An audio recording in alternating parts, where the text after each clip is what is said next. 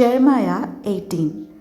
The word that came to Jeremiah from the Lord, Come, go down to the potter's house, and there I will let you hear my words. So I went down to the potter's house, and there he was working at his wheel.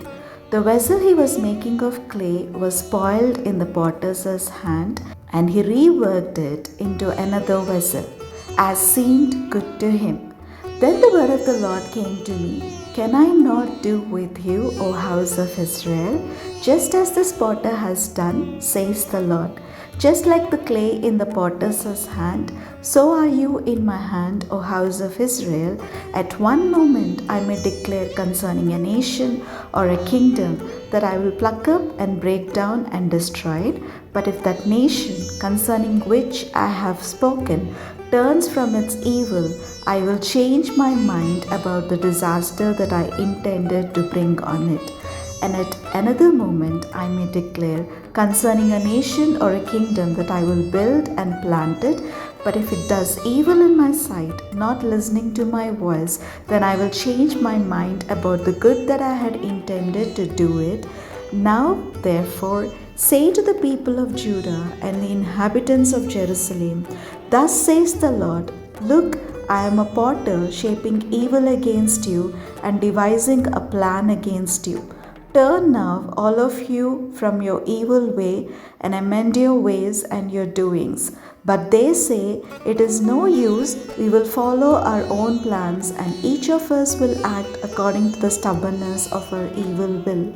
Therefore, thus says the Lord, Ask among the nations, who has heard the like of this? The virgin Israel has done a most horrible thing. Does the snow of Lebanon leave the crags of Syrian? Do the mountain waters run dry, the cold flowing streams? But my people have forgotten me. They burn offerings to a delusion. They have stumbled in their ways in the ancient roads and have gone into bypaths, not the highway, making their land a horror, a thing to be hissed at forever. All who pass by it are horrified and shake their heads. Like the wind from the east, I will scatter them before the enemy. I will show them my back, not my face, in the day of their calamity. Then they said, Come, let us make plots against Jeremiah, for instruction shall not perish from the priest, nor counsel from the wise, nor the word from the prophet. Come, let us bring charges against him, and let us not heed any of his words. Give heed to me, O Lord, and listen to what my adversaries say. Is evil a recompense for good? Yet they have dug a pit for my life. Remember how I stood before you to speak good for them, to turn away your wrath from them. Therefore give the children over to famine, hurl them out to the power of the sword. Let their wives become childless and widowed.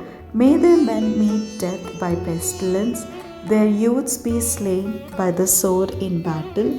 May a cry be heard from their houses when you bring the marauder suddenly upon them.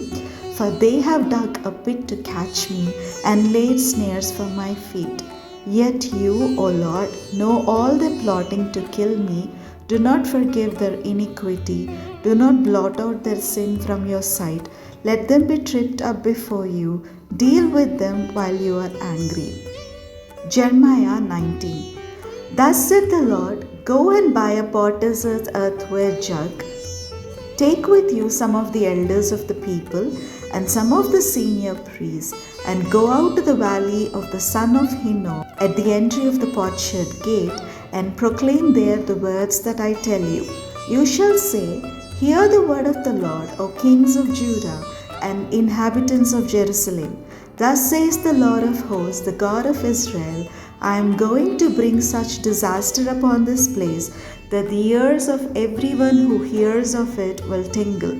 Because the people have forsaken me and have profaned this place by making offerings in it to other gods whom neither they nor their ancestors nor the kings of Judah have known, and because they have filled this place with the blood of the innocent and gone on building the high places of Baal to burn their children in the fire as burnt offerings to Baal, which I did not command or decree, nor did it enter my mind. Therefore the days are surely coming, says the Lord, when this place shall no more be called Topheth, or the valley of the son of Hinnom, but the valley of slaughter.